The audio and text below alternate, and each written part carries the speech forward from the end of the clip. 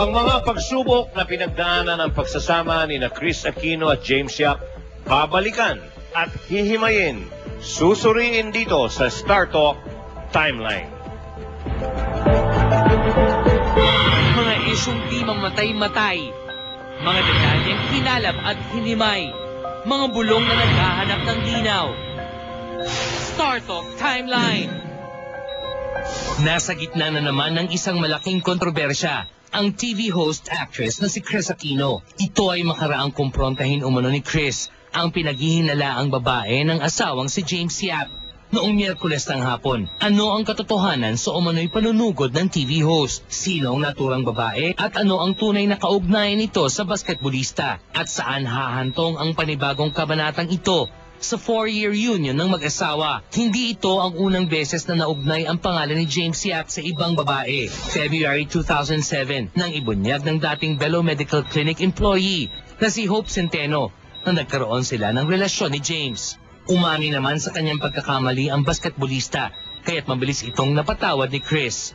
April 19, 2007, nang isilang ng TV host si Baby James, na lalo pang nagpatibay sa kanilang pagsasama. Mula noon, wala nang narinig ang publiko sa anumang seryosong problema sa kanilang buhay mag-asawa. In fact, isa si James sa mga naging sandigan at karami ni Kris sa panahon ng kanyang pagdadalamhati nang pumanaw si dating Pangulong Corazon Aquino. Ngunit katulad ng mga ordinaryong mag-asawa, nakakaranas din sina James at Kris ng paminsan-minsang tampuhan o malalang di pagkakaintindihan. December 17, 2009, muling nagkaroon ng matinding away ang mag-asawa na nauwi sa paglalayas ni James. Ayon sa Star Talk host at entertainment editor na si Ricky Lo, dumiretso sa isang out-of-town PBA game sa Mindanao ang basketbolista. 7 araw na walang komunikasyon ang mag-asawa. December 24, 2009, bumalik sa kanilang bahay si James para sa Noche Buena kasama ang buong pamilya Aquino. As reported by Ricky Lo, nang gabing yon ay nagkaroon ito ng heart-to-heart talk sa magkakapatid na Noynoy at Bolsy at bilas nitong si Eldon Cruz. Inamin ni Kris na 3 bagay ang dahilan ng kanilang pinakahuling away. Una, ang kanyang matinding depresyon, sanhi ng pagpanaw ni former President Corazon Aquino. Pangalawa, ang kanyang heavy workload. At pangatlo, ang pagiging abala sa kampanya ng kapatid na si Noynoy. December 30, 2009, sinabi ni Kris kay Ricky Lo na balik na ulit ang sweetness nila ni James sa isa't isa after patching things up during a vacation in Bangkok, Thailand. For a while, tila wala ngang pinagdadaan ng problema ang mag-asawa. January 12, 2010, Martes, kinilig ang mga fans na magduet sina Kris at James sa birthday concert ni Sharon Cuneta sa Big Dome. Inawit ng dalawa ang Ray Valera classic na Kung Tayo'y Magkakalayo nang dumako sa refrain ng kanta ang mag-asawa. Pabiro pang nagbitiw si Sharon ng linyang, "Wag naman." The song's heartbreaking refrain goes, "Aking nadarama, pagsasama natin di magtatagal," were the lyrics of the song portents of a looming domestic dispute.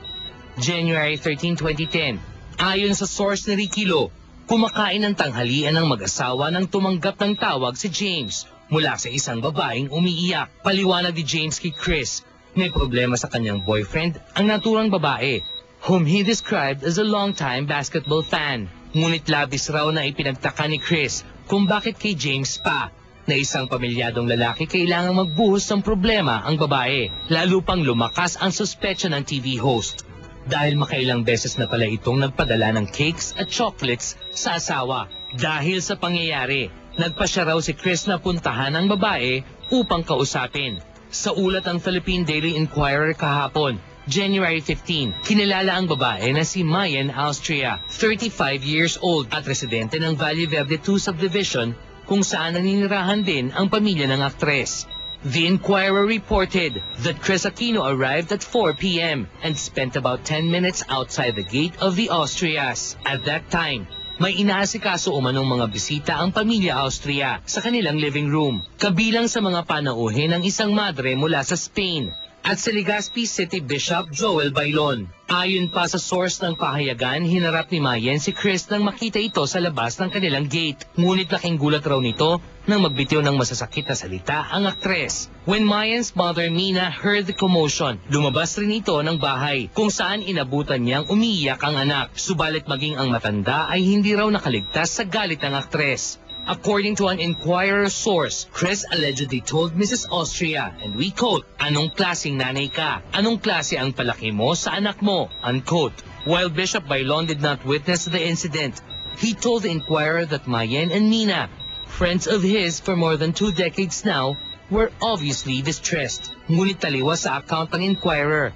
ang ipinadalang statement ni Chris Aquino kay Ricky Lo kahapon, January 15. In a text message sent to the StarTalk host, the TV host said, and we quote, "In my 25 years of being in the public eye, nobody can ever say that it is my nature na magmura o gumawa ng iskandalo. I didn't shout or create a commotion.